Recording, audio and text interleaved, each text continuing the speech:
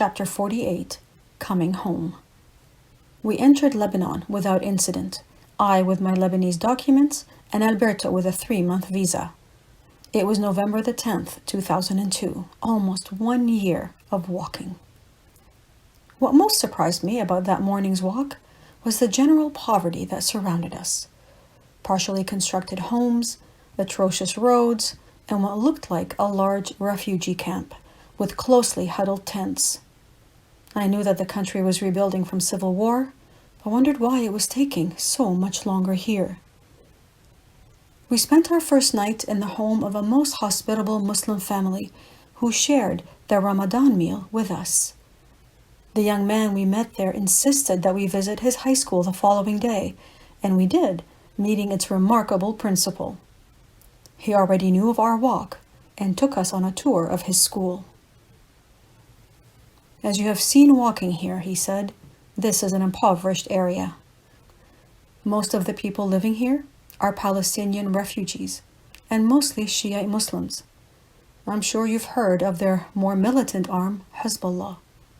The children here see no future in a country that they're continually reminded is run by Christians and for Christians. Their spiritual leaders, the clerics in the Shiite community, make them see only the injustice and futility of hope and breed hatred and intolerance. I am here to undo their influence. Young men and women passed by us, and he greeted each by name, asking about their families. Some of the girls wore headscarves, but all were dressed in modern street clothing. His caring for them was evident, and their respect for him even more so. I teach them the trades, he continued, showing us a classroom with car engines and another with electrical wires. They learn to work with people whose ideas differ from theirs and to befriend them. Here, they are not Christians or Muslims, Sunni or Shiite, poor or wealthy. Here, they are students, and they are equal. I couldn't help but feel inspired by this man's courage and tenacity, his determination to continue despite the odds against him.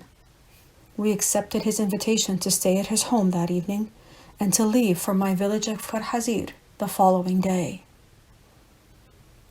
I saw my family home and slowed my steps. I was happy to be there, but incessant thoughts plagued me. What will my family think about Alberto? Will he start talking about wizards and magic with them? How will they judge him? How will they judge me? Should I tell them we're engaged? How can I tell them if I haven't even told my parents yet? I eased the kitchen door open. Yola stood at the sink, washing dishes. Her eyes bulged open when she saw me, and she began to scream my name, clapping her hands and slapping her thighs. She rushed towards me and almost lifted me off the ground with her tight embrace. Her eyes sparkled with light and energy. Her face glowed with a healthy flush. I couldn't believe that this was the same woman I had left only 8 months earlier. The only indication of her struggle was the patch of missing hair on one side of her head. This is Alberto, I said. He is walking with me to Jerusalem. She shook his hand warmly, repeating the words welcome, mixed with its Arabic counterpart, ahla wa sahla. She brought him to the bench to sit down, then excitedly rushed outside, calling out to our neighbor. Within moments, the house was full of well-wishers. Coffee magically appeared, and everyone drank a small cup, celebrating our safe return. The house finally quieted, and Yola began to prepare dinner. I showed Alberto around, and then led him to the upstairs apartment. I think you'll be comfortable here, I said, reaching for the door. What do you mean, I? He asked. Well, I was thinking you could stay here while I stayed downstairs with the family, I replied awkwardly. Alberto glared at me. You're afraid to tell them about us, he accused. I looked at my feet, unable to see my cowardice reflected in his face. I'm sorry, I whispered. I just can't do it. Is that why you took your ring off? He asked sadly. I had slipped my ring off just before entering the house, but I could still see its outline tattooed against my tanned skin. I felt ashamed for lacking the courage to speak about something so beautiful and for betraying Alberto and myself. I turned and walked away, leaving him standing alone. The days passed agonizingly slowly. Not only was I lying about my relationship with Alberto, but living a lie. I had become the superficial person I had worked hard not to be, hiding my true self, fearing my family's judgments. I was sick of hearing myself speak about banalities, but couldn't seem to stop. No one asked about our relationship, and I didn't elaborate, even when there were opportunities to do so. Everyone asked general questions about our walk, but never probed into our deeper intentions. I could have offered them, of course, but chose to remain silent, entrenching myself even deeper in my own inadequacy. Everyone embraced Alberto and made him a part of all activities, including picking and pressing olives. One of my cousins even taught him a few words of Lebanese, and when he used them, he endeared himself even more to my family. Our most memorable activity during this time was a visit to the museum and tomb of Khalil Gibran, the Lebanese mystic, artist, and poet, best known for his book, The Prophet. He was buried in a picturesque village deep in the mountains of Lebanon, in an old cavern where hermits had sought refuge since the 7th century. His personal letters and belongings were on display, along with his paintings. I felt a tremendous peace being there, and knew that Alberto was enjoying his time too. I thanked this great prophet for taking away my cares that day, and from bringing his brand of spirituality into the world rather than hiding it away. I hope to one day be able to do the same. In the gift shop, the attendant asked our names and where we were from. Alberto, she smiled. You have the same name as Khalil. Alberto is Spanish for Albert, and Albert is English for Khalil. You have the same name as the prophet. Alberto smiled in contentment.